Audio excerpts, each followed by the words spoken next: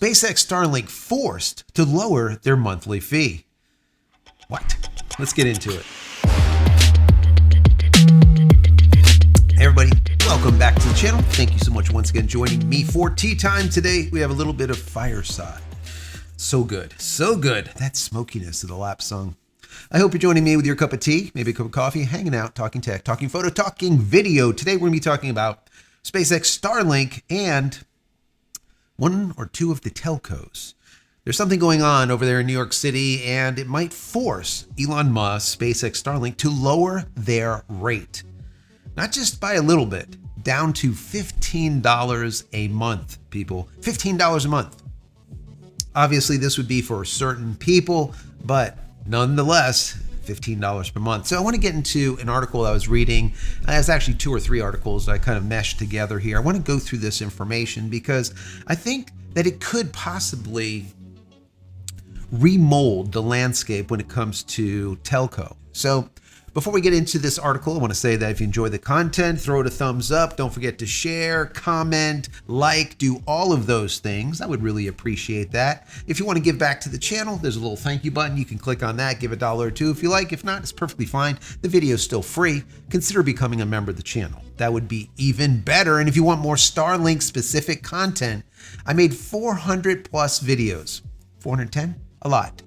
Just for you. When you're done watching this video, don't click yet. Click over here, come back to it. Click over here and you'll find a playlist with, once again, over 400 videos. Helpful how-tos, tips, tricks, what to do, what not to do, what to buy, what not to buy, how to create mesh networks, all kinds of stuff on SpaceX Starlink. If you're new to SpaceX Starlink, or if you want to purchase SpaceX Starlink, or if you're old and you want to learn something new, check out those 400 plus videos.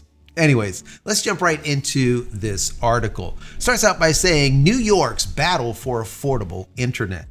In a dramatic turn in New York's quest for accessible internet, SpaceX Starlink is pushing back against a New York law that could redefine the cost of connectivity. New York's Affordable Broadband Act, or ABA, which came into effect on Wednesday, mandates that internet service providers offer plans at rock-bottom prices for low-income residents. $15 per month for 25 megabits and $20 per month for 200 megabits or higher. This move is a game changer, potentially slashing the price of SpaceX Starlink service, which currently costs a hefty $120 per month for residential users. But here's where the plot thickens. It exempts small providers servicing fewer than 20,000 households. Just before the law's implementation, SpaceX, sensing an opportunity, made its move. They filed for an exemption claiming SpaceX Starlink only services, quote, fewer than 20,000 households within New York State.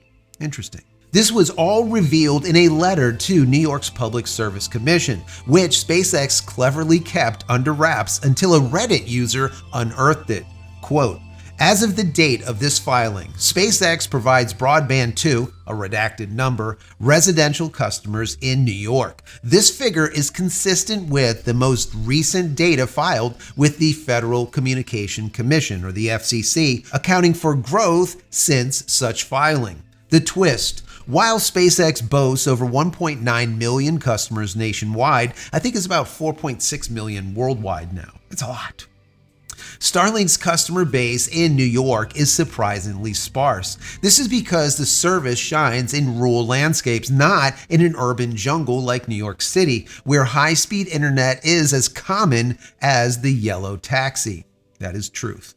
The New York Department of Public Service is now reviewing SpaceX's request. The state law allows exemptions if, quote, compliance with such requirements would result in unreasonable or unsustainable financial impact on the broadband service provider. SpaceX Starlink isn't the only one seeking refuge from this new regulation. Smaller ISPs like Windstream New York have also applied for exemptions, citing their limited customer base within the state. Adding drama to the narrative, AT&T has responded with a drastic measure.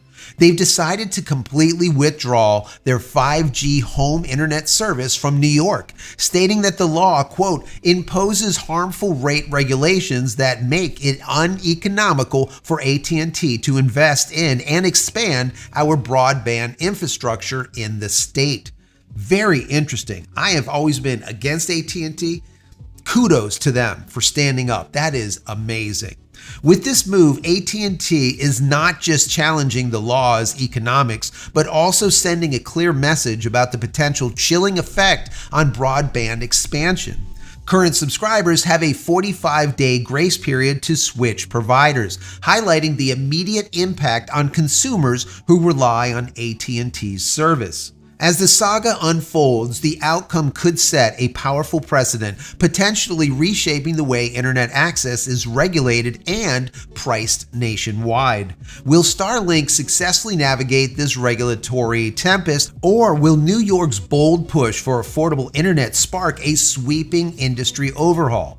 This battle for connectivity is far from over, and its resolution might just redefine the future of digital access across America. This is amazing to me, absolutely amazing that a city can request this from a private corporation like Elon Musk, SpaceX. Say, listen, you have to provide access at $15 per month at 25 megabits or $20 a month for 200 megabits. That is it. AT&T gave New York City the big one-finger salute and said 45 days, that's your grace period, and then we're out. Anyone that has AT&T in New York City, AT&T's home internet, they don't call it home internet, they call it AT&T's Internet Air, I believe. They got it wrong in the article, it's okay. Either way, it's basically the same as T-Mobile's home internet and Verizon's home internet. They just call it Internet Air.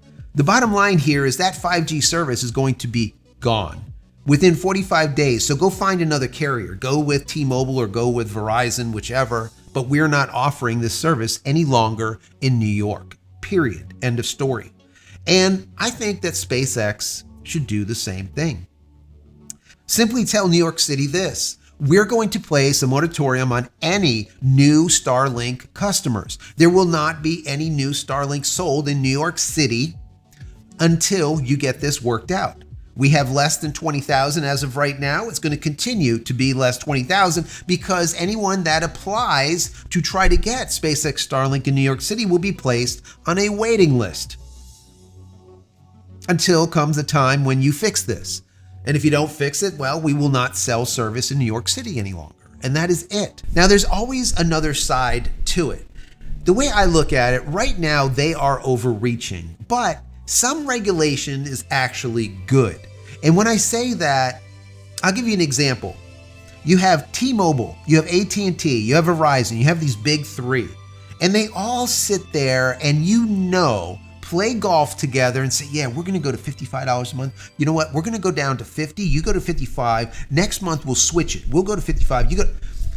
It is basically a triopoly.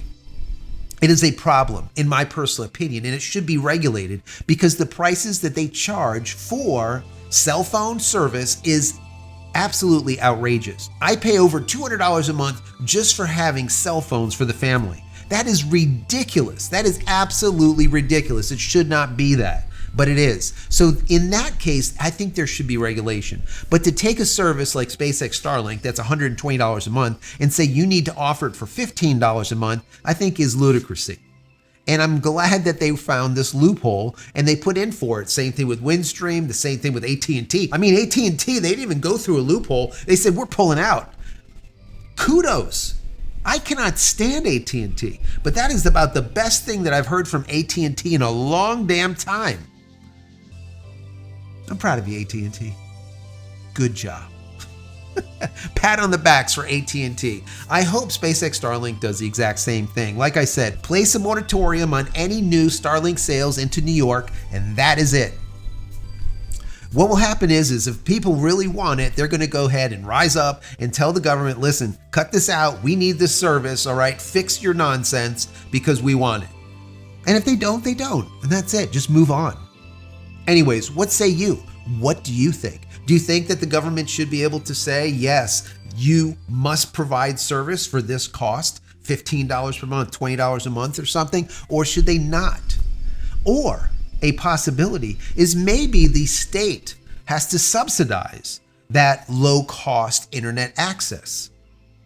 Why not, right? If you want to provide it to your citizens, well, subsidize it. But New York City will never do that. It's easy for them to rule or put in laws or regulations. It's very difficult for them to put out the cha-ching, right? So anyways, once again, what say you? Down below, I would love to hear your thoughts on this. Finally, if you enjoyed it, throw it a thumbs up. Don't forget to like, subscribe, comment below, all the rest of this stuff, as we always say. And finally, head over to my website, JCristina.com, where you can find all the photography tools I've made for you, and my merch and my tees, my shirts, my cups, my books, and everything else. Pick something up. Once again, visit JCristina.com. If there's something there you like, I would appreciate your support. Many blessings to you and your family. Stay safe, stay healthy, stay connected, and we'll see you in the next one. Love y'all.